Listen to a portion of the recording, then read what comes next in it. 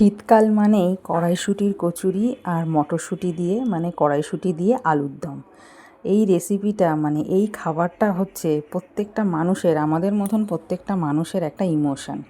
শীতকাল মানেই কড়াইশুঁটির কচুরি বানাতেই হবে, কড়াইশুঁটি দিয়ে আলুর দম বানাতেই হবে। তো চলো আমিও বানিয়ে ফেলি। এখানে কড়াইশুঁটির পেস্টটা করে নিয়ে, কাঁচা কড়াইশুঁটিটাকে আমি সেদ্ধ করিনি, কাঁচাই পেস্ট বানিয়ে নিয়েছি। আর সাদা তেলের মধ্যে হালকা জিরে আর হিং ফোড়ন দিয়ে আমি কড়াইশুঁটিটাকে ঢেলে দিয়েছি, দিয়ে নাড়াচাড়া করছি। আর এখানে আলুটাকেও সেদ্ধ করে নিয়েছি। কড়াইশুঁটির পুরটা আমার এখানে রেডি। ভাজা মশলা, নুন, মিষ্টি দিয়ে আমি নামিয়ে নিলাম।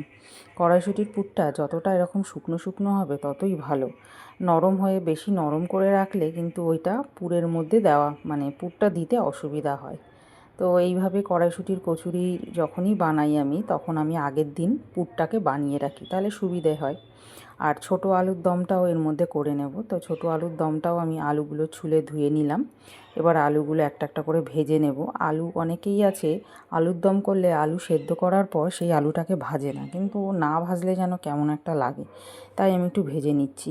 আর মশলাটাও এখানে কষিয়ে নিয়েছি, ওই যা নিরামিষ আলুর দম, আদা কাঁচা লঙ্কা পেস্ট, জিরের গুঁড়ো, ধনের গুঁড়ো, কড়াইশুঁটি, টমেটো পেস্ট দিয়ে ভালো করে নাড়াচাড়া করে কষিয়ে নিয়ে আলুটাকে দিয়ে আরও একটু কষাবো।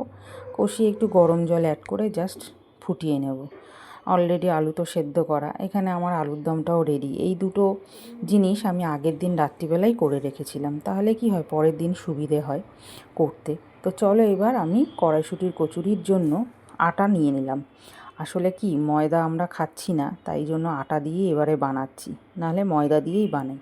তো প্রথমে আটাটাকে একটু ভালো করে ময়ম দিয়ে নেব। দিয়ে দিলাম নুন, চিনি আর এখানে রিফাইন তেল দিয়ে ভালো করে ময়মটা দিয়ে নিচ্ছি। তো আটা দিয়েই ফার্স্ট টাইম কড়াইশুঁটির কচুরি হবে। অ্যাকচুয়ালি হাজব্যান্ড যেহেতু কচুরিটা খাবে না, ওর জন্য পরোটা বানাবো আর আমাদের জন্য কচুরি বানাবো।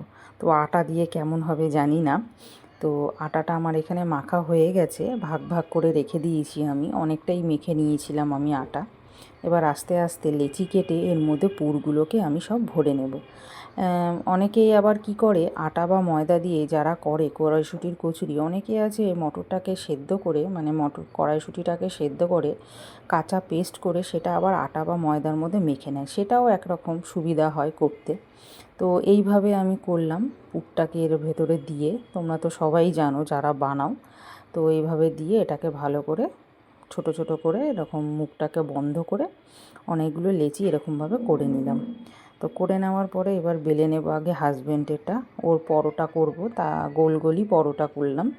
তো আমি যখনই এটা বানাই, যতবারই ভালো করে পুরটা দেই না কেন, যতই যাই করি না কেন, আমার সেই ফেটেই যায়, কড়াইশুঁটি অর্ধেক বেরিয়েই যায়। তো এইভাবে করে নিলাম, করে নিয়ে ওকে দিয়ে দিলাম খেতে। কড়াইশুঁটির পরোটা আর আলুর দম আমি ঠিকঠাক আছে, একদম দারুণ, সুপার। শুকনো শুকনো,